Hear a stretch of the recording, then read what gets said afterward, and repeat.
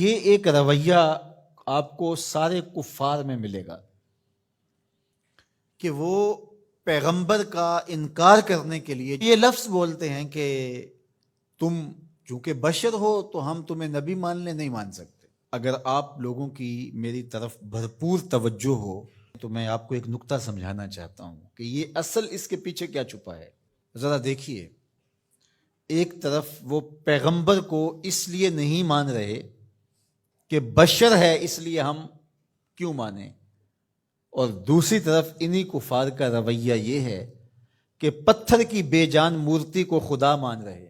ماننے پہ آ جائیں تو مٹی کے بنے ہوئے بت کو خدا مان لیں، نہ ماننے پہ آئیں تو خوبصورت انسان کو پیغمبر بھی نہ مانے۔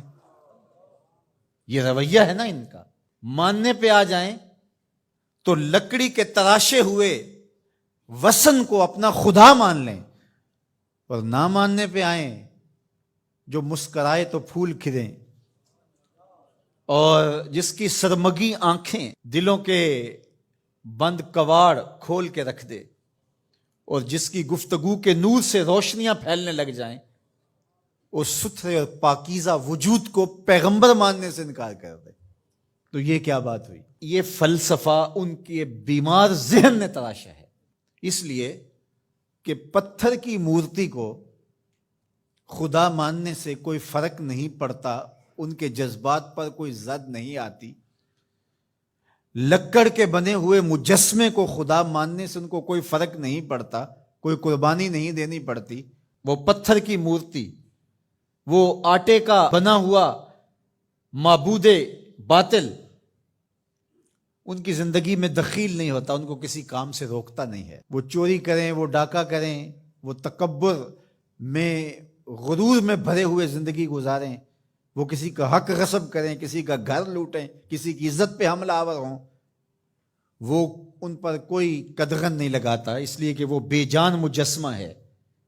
اس لیے اس کو ماننے میں ان کے نفس کو کوئی پرابلم نہیں ہے، اس لیے کہ وہ ان کے نفس پر شاک نہیں ہے۔ اور پیغمبر کو ماننے کا مطلب یہ ہے کہ پھر پیغمبر کی ماننا پڑے گی، اور پھر یہ بری عادتیں چھوڑنا پڑیں گی، اس لیے ان کا نفس مانے ہوتا ہے پیغمبر کو ماننے سے۔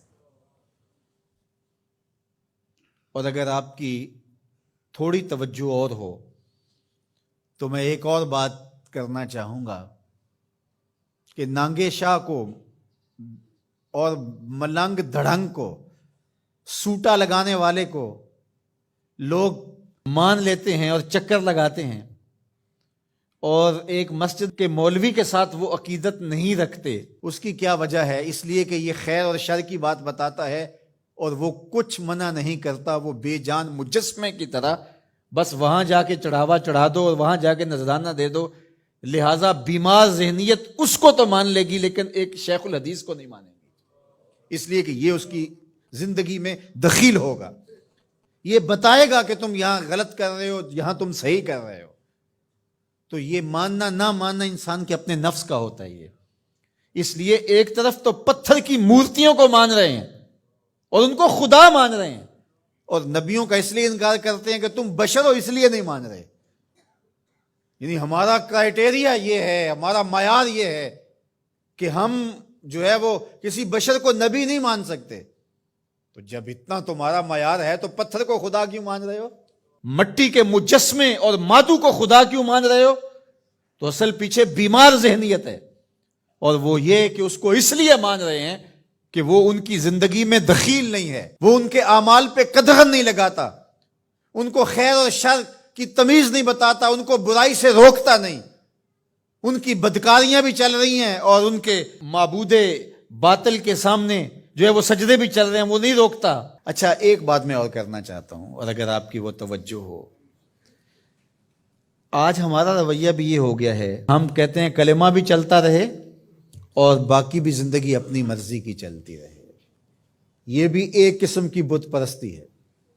قرآن مجید میں اس مضمون کو ذرا دیکھ لیجئے۔ افرأیت من اتخذ الہہ ہواہ، آپ نے اس شخص کو دیکھا اپنی خواہشات کو ہی اس نے اپنا معبود بنایا ہوا ہے۔ دین من مانی کا نام نہیں ہے، بلکہ یہ اپنے محبوب کے لیے اپنی خواہشات کو ترک کرنے کا نام ہے، لیکن ہم اپنی خواہشات کے بندے ہیں، ہم دین بھی اپنی خواہشات کے مطابق اختیار کرتے ہیں۔